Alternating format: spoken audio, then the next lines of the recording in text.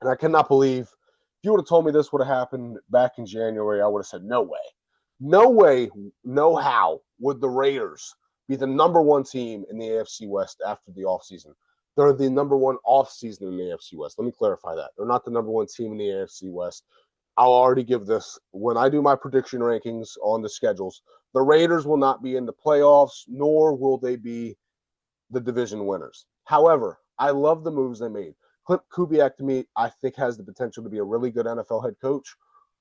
But I also could see a world where he ends up becoming this era's North Turner. I loved what they did on the offensive side. I believe Fernando Mendoza and Kirk Cousins was like the perfect mentor-mentoree partnership in all of football. It's like one and the same, and Fernando Mendoza couldn't choose a better mentor to learn from. Their games are so similar. Fernando is a lot more athletic than what people think, and I think this system fits him perfectly. I think he's going to have to just make his little RPO reads every once in a while, hand that ball off to Ashton Genty and get going. But the two players that I cannot wait to watch this year are Ashton Genty, because he's finally in a run scheme that fits him. That Chip Kelly spread offense is not meant for Ashton Genty. This offense is meant for Ashton Genty. This zone run scheme that Clint Kubiak runs, I cannot wait to watch it. Brock Bowers should be electric in this offense. But there's a receiver I want you guys to keep your eye on. Dante Thornton Jr., 6'5", 220 pounds, runs a 4.3, 4.40. This dude's a monster of a beast, and if he can just get his talent tapped into, the Raiders have themselves a special talent. His draft chart, has only ever been matched by two other guys in NFL history, and you might have heard of them, possibly.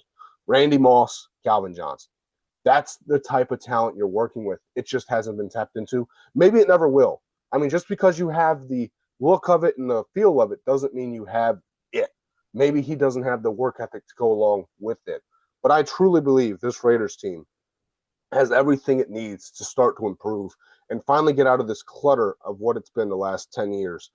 Excuse me. But this Raiders team, defensive wise, I love the moves of adding a Nakobe Dean. I think Nakobe Dean actually has the potential to be a really good linebacker in this league. You just can just get the opportunities. At Philly, it just got a little too cluttered in the linebacker room. Zach Bond came in, and he was a flipping phenomenal linebacker. Then you had them draft Jihad Campbell, which they had to draft. I mean, he was one of the best linebackers coming out last year. But it was like, where is Nakobe Dean going to fit into? And he just seemed to get injured all the time. I think he'll finally stop getting injured as much here in Las Vegas. The other reason I didn't give Vegas an A+, I think they overpaid on that center. You do not pay a center $27 million. That's egregious.